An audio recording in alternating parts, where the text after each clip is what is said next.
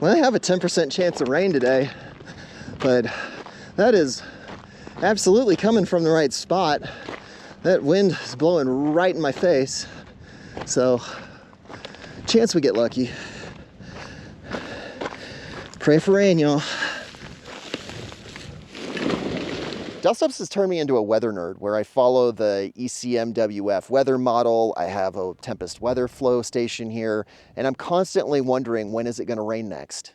In August, I saw a high probability of storms in the forecast, and what I've learned from how these models make mistakes is I'm not looking for a specific rain event. I'm looking for a cluster of potential rain events. I don't really care if it rains on Tuesday. I care if it's going to rain sometime in the next week. That's the opportunity I saw in my North Dam, where it is exposed, bare soil. I want to prevent erosion as quickly as possible, and the best way to do that is plants.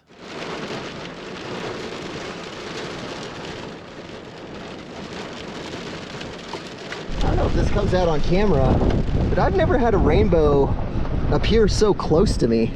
It looks like, I know it's not actually true, but it looks like it's in the canyon. That's wild.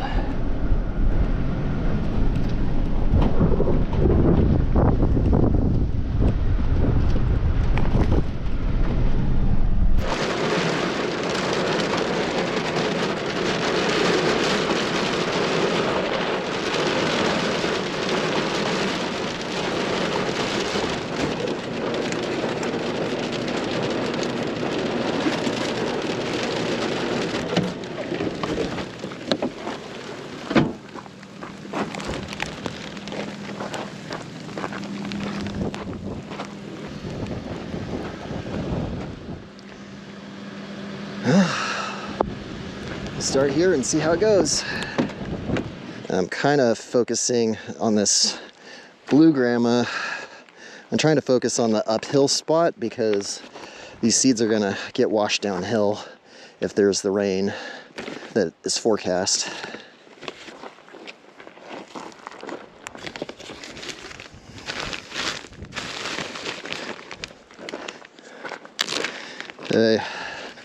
This was what I thought was Palmer amaranth, and I had a single germination, so we'll see.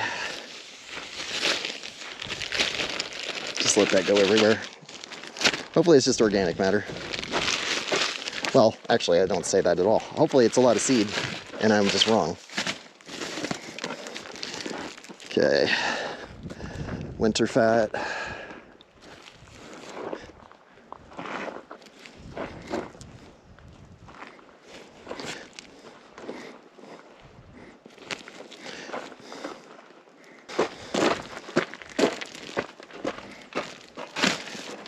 Indian blanket.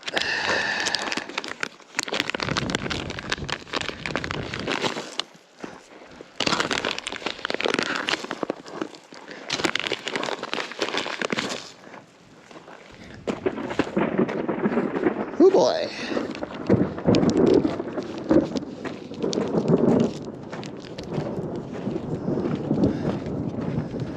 Okay. And then the one I'm super apprehensive about, which is stinging serpent. I don't even know how to spread it, so we'll let the winds deal with this because I really don't want to sting myself.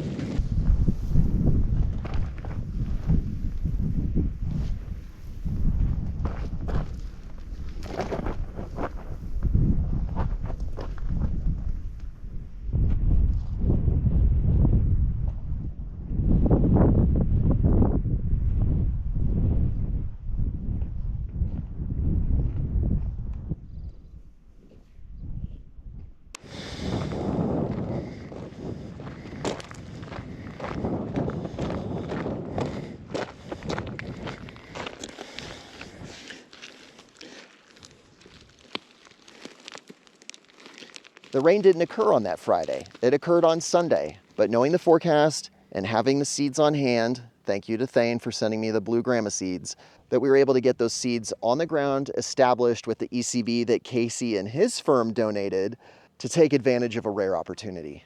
It's the momentum from water that drives the entire Dustups project forward. It's access to my neighbor Bill's well that lets me irrigate the terraces and make areas like this right next to camp. And once Daniel installed the water drop X12, momentum started building even faster. He designed a pressurized off-grid water system. Without it, we wouldn't have this beautiful little garden. Camp uses 3 stages of filtration. The first phase is a pre-filter. That's not necessary for most of you. It's important for me because we have a lot of sand and grit in the water when we remove it from the well. The second stage is a whole house filter, and that is highly recommended for many of you, especially in Texas where you're mainly getting groundwater, which is very hard. The more calcium and minerals there are in the water, the more your appliances and your pipes are going to clog. When the water makes it to the X12, that's where the water goes from looking clean to being pristine. The most objectionable minerals in my well water is iron and fluoride, and it's really important we get that out. When it comes out of the X12, it is pristine water with just the right amount of minerals in it. It's amazing for cooking, drinking straight from the tap, or my favorite part, coffee. Whether you're off-grid like me or living in the city, everybody wants and deserves clean drinking water. I've been using their system for almost a year, and with Black Friday coming up, they're offering big discounts. Scan the QR code or click the link in the description to learn more about the Water Drop X12. And now, back to the episode. Okay, so this is 1 month later. Definitely noticeable growth. Oh yeah, it's not amazing on camera yet, but you give that 3 months of growth and this is gonna be a big green stripe. Yeah. The way I recorded this episode, you might think that the seeds germinated because they were planted in the middle of a sun shower. But what actually happened was a few days later, the heavy rains that were forecast actually showed up. What allowed this strip of grass to establish was a balance of doing the work and planting the seeds, but also timing it with the weather nerddom of looking for a cluster of rain that I didn't really care what day it showed up. I mean, it's nice to know the day and time, but it's knowing that I have a good chance of something going my way, and whether it happens on Friday or in this case Tuesday, it lets me do the work and know that good things will happen in the near future, even if I don't know exactly when. This year, our weather patterns in North America have shifted from El Nino to La Niña. And on a high level, El Nino generally means more rainfall and La Niña means less, but that's for really broad geographic areas.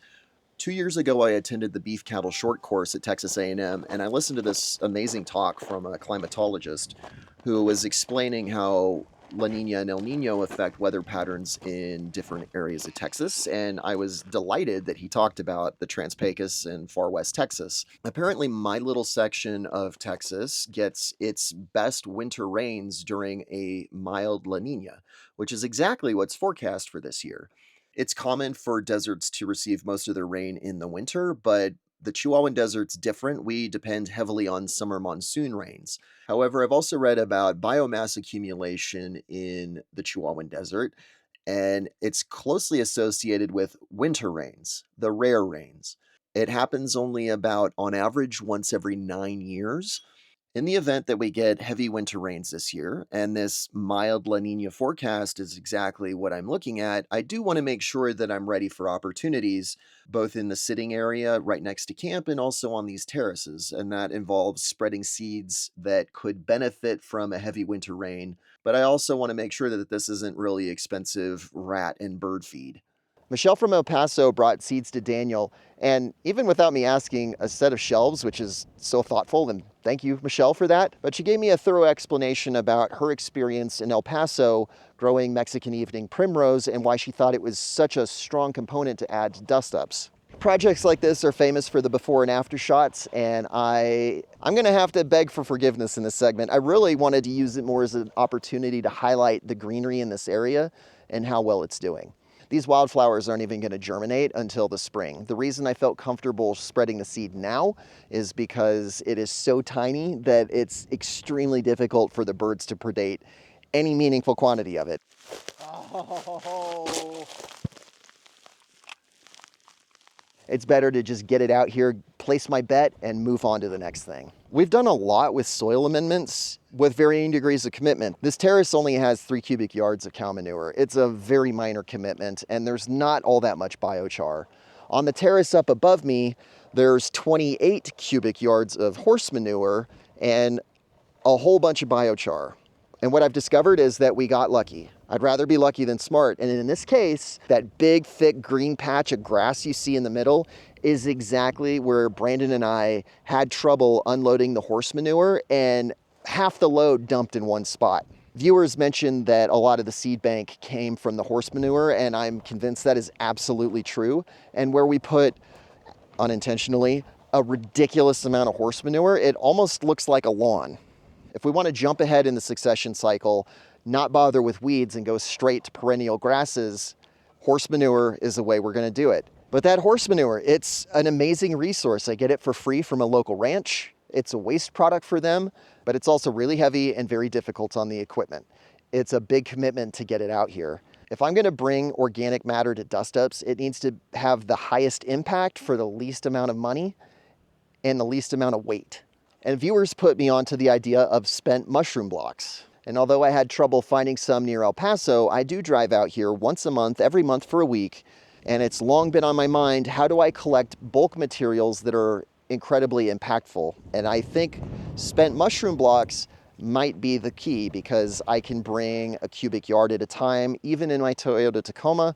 I know this sounds kind of silly, but the problem with the blocks is even though they're very wet, the mycelium in the blocks glues them together. It's very hard to break apart before you spread it around as a mulch. I have the transport solved, I have the sourcing solved. My new biggest problem is, how am I going to break this stuff up efficiently?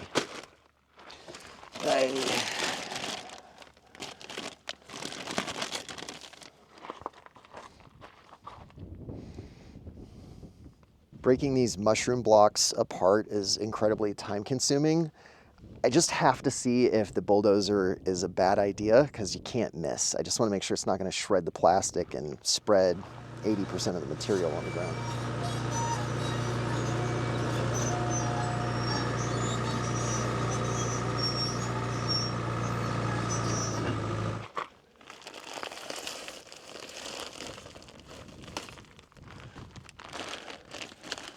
You know, that's not really broken up as well as I hoped.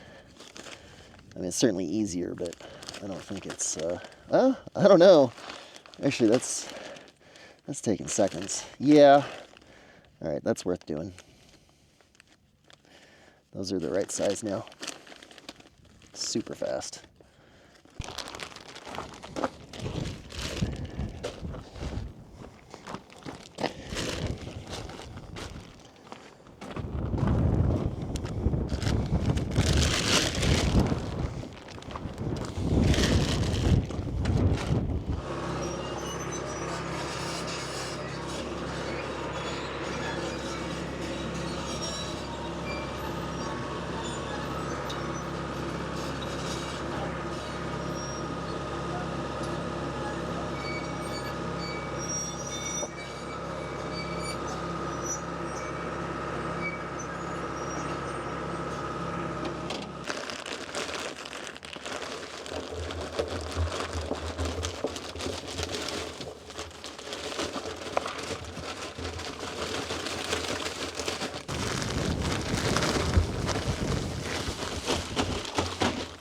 It's obviously not too impressive, but you see, like, it just totally crumbles apart. What we don't want is those fungal networks holding the block so that we can spread it evenly. But we'll worry about mixing this up whenever we spread it. But you can see how easy it is.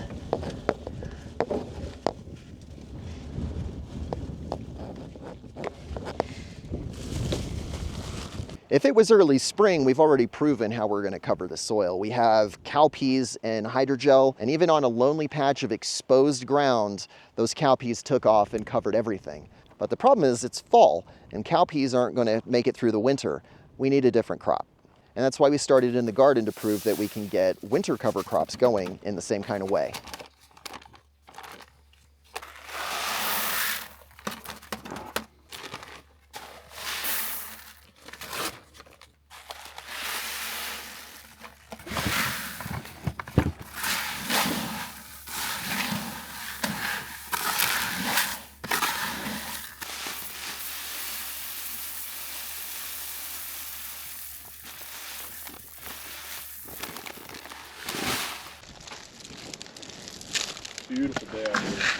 It really is, man.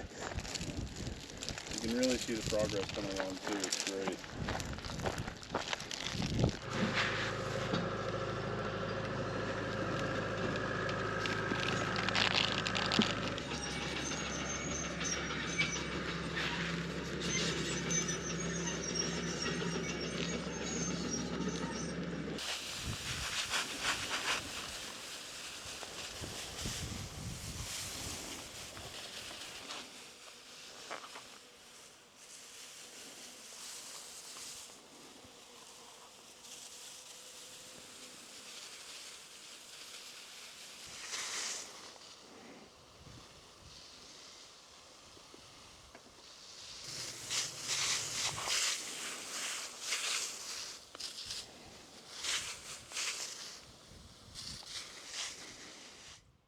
You're looking at the cover crop 3 weeks after planting, and this is the growth of cereal rye.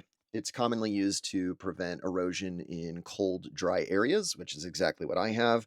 It came up almost right away, and I'm delighted by the growth, but it looks like I also missed a few patches. We're gonna go back and fill that in to make sure that we have a nice green stripe right by camp.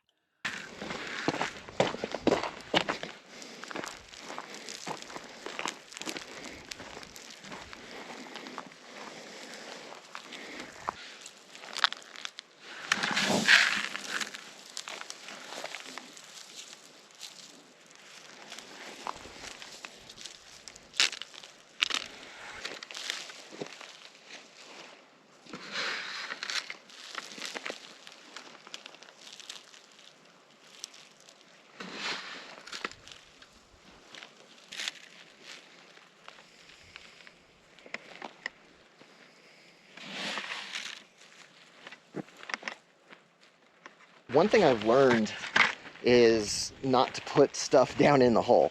I only walked where there's existing ground cover. I'm trying to learn how to read the landscape, and what I'm seeing here is where plants want to grow and don't want to grow. When I started, I was planting seeds down at the bottom of the hole, and you can see there's almost nothing growing there. Everything has occurred around the outside of this cave hole, or it's basically a miniature pond. What I did was mimic that and only plant seeds where there's ground cover. We'll see how it works. The plan for next year takes these lessons and many, many others and brings them right near camp. We recently built a windbreak that's 2/3 of an acre. This will be my third winter out here, and I have enough experience with the winter weather to realize that I do not want to have an unprotected campsite with winter winds blowing through here. They're ferocious, they last for days on end, and anything I can do to break up the speed will make my existence out here a lot more pleasant. The way I've built this is going to support mostly one tree line, but there's enough space between the tree lines to support 2 tree rows. And that I'm really excited about. It's going to look great. It's so easy to manage next to camp. My only complaint here is that there's not a lot of opportunity to harvest runoff from other areas. The climax forest I can achieve here is going to be limited to either very hardy desert adapted species like jujube and pomegranates, but it's going to require a lot of scaffolding from native trees like palo verde and mesquite to keep the soil shaded and provide a source of mulch so that we can get some kind of production out of this area right by camp. But even failing that, knowing that I have this berm to serve as a low level windbreak and then I can put up trees behind it, a lot of the ideas in permaculture are about stacking functions. This berm serves as the best windbreak I could build with the materials and equipment at hand. Longer term, I will have those mix of native and fruit trees to give me some kind of yield. And then in April, I'm hosting a volunteer event where we're going to establish trees that are only for a windbreak. The main species used out here is Afghan pine, which I'm going to adopt. Texas A&M Forestry Service offers Afghan pine at a very low rate. I think it's only $4 or so per sapling.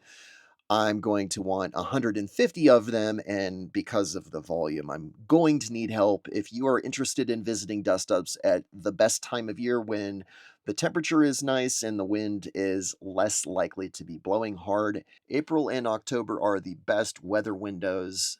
I'm hoping by announcing this far enough in advance that you might be able to make the logistics happen, especially for those of you that are international. And I know that sounds crazy, but we've already had people out here from Switzerland and Germany. So I'm hoping if I coordinate this enough in advance that those of you that would like a clear experience with a clear purpose, that we can make that happen. I think it'd be fun too. My favorite thing about being out here, even more than the learning and all of the plants and the quiet solitude, is the community that comes out of this channel. Parker is a volunteer that came out and he watches every episode of Dustups. It's hard for me to know what you know and don't know, but when you watch this next episode, you'll get the best possible opportunity to experience the Dustups Ranch through a viewer's eyes.